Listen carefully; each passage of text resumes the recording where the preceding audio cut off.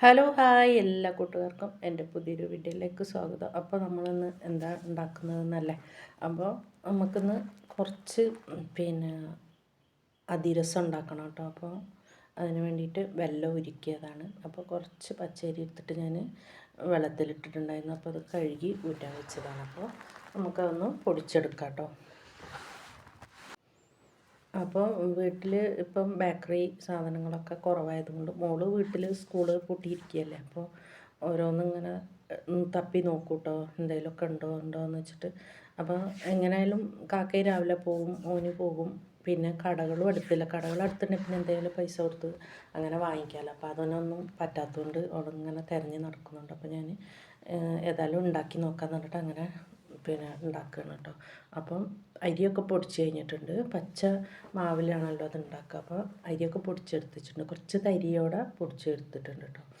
എന്നിട്ട് പിന്നെ വെള്ളം ഉരുക്കിയിട്ട് നല്ല ഇങ്ങനെ വിരലിൽ പിടിച്ചങ്ങനെ വലിയുന്ന ഒരു പരുവത്തിൽ വേണം നമുക്ക് മാവ് കുഴക്കാനായിട്ട് കേട്ടോ. അപ്പോൾ നല്ല ചൂടിൽ തന്നെ കുഴച്ചെടുക്കണം.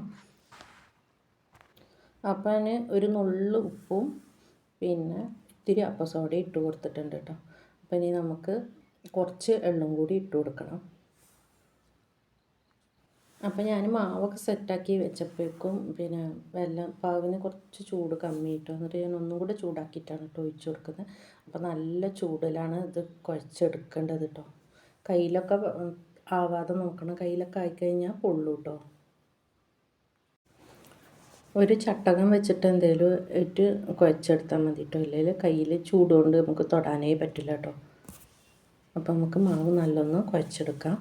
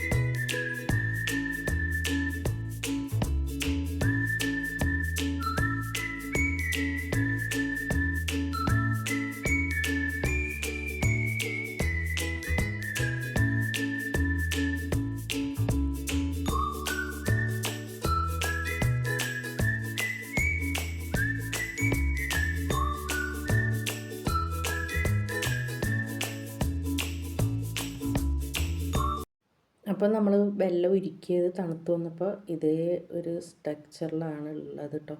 അങ്ങനെ ഒട്ടിപ്പിടിക്കുന്ന ആ പരുവത്തിൽ വേണം നമുക്ക് ഉരുക്കിയെടുക്കാനായിട്ട്. അപ്പോൾ ഞാൻ മാവിൽ വെള്ളം ഉരുക്കിയത് ഒഴിച്ച് കുഴച്ചപ്പോൾ കുറച്ച് ലൂസായി വന്നു മാവ് കേട്ടോ. അപ്പോൾ നിങ്ങൾ കുഴച്ച് അങ്ങനെ എടുക്കുന്ന സമയത്ത് കുറേശ്ശെ ഒഴിച്ചിട്ട് കുഴച്ച് വേണമെന്നുണ്ടെങ്കിൽ ഒഴിച്ച് മാത്രം എടുത്താൽ മതി കേട്ടോ. അല്ലെങ്കിൽ ആകെ ലൂസായി പോകും. പിന്നെ ഞാൻ അത് കുറച്ച് ഗോതമ്പ് മാവ് ഇട്ടിട്ട് ഇങ്ങനെ അഡ്ജസ്റ്റ് ചെയ്തപ്പോഴാണ് ശരിയായത് കേട്ടോ. അപ്പോൾ ഇങ്ങനെ എടുക്കാൻ പറ്റുന്ന, അല്ലെങ്കിൽ ലൂസായിട്ട് അങ്ങനെ പോകും. അപ്പോൾ ഇത് ചുടുന്ന സമയത്ത് നമുക്ക് ഇതിൻ്റെ നടുക റോൾസ് ഇട്ടിട്ട് വേണം കേട്ടോ ചുട്ടെടുക്കാനായിട്ട്. ഇല്ലെങ്കിൽ വെന്ത് കിട്ടാൻ ഭയങ്കര പണിയായിരിക്കും കേട്ടോ.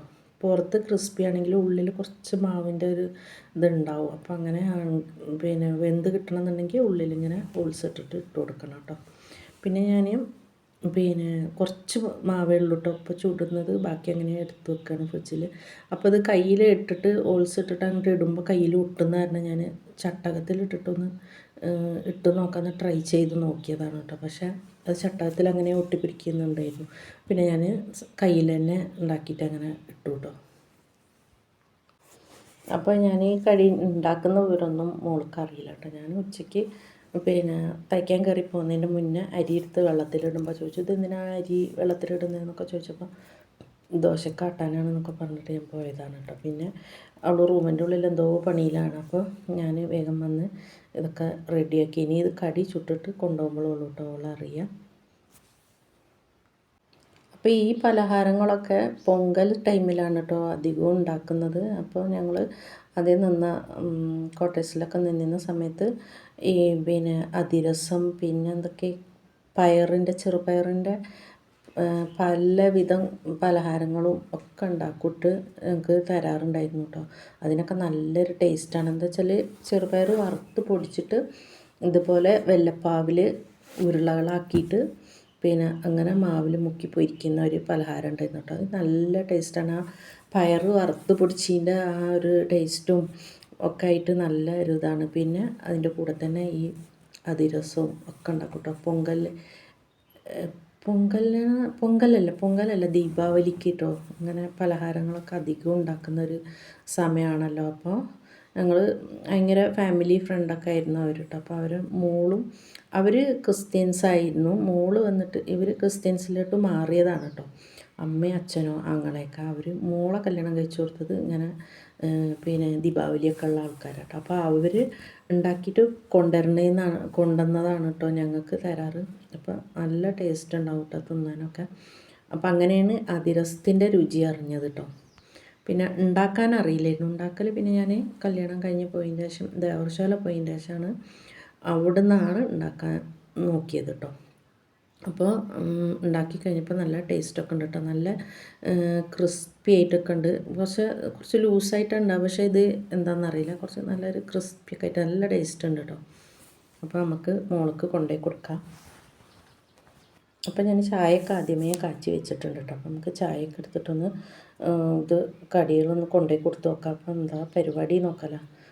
പ്രത്യേകിച്ച് പരിപാടിയൊന്നുമില്ല. ലാപ്ടോപ്പിൽ എന്തോ ഇത് കണ്ടുകൊണ്ടിരിക്കുകയാണ് കേട്ടോ. ഇവിടെ TV ഒന്നും ഇല്ലാത്തതുകൊണ്ട് ലാപ്ടോപ്പിലാണ് ഇപ്പോൾ പരിപാടി കേട്ടോ.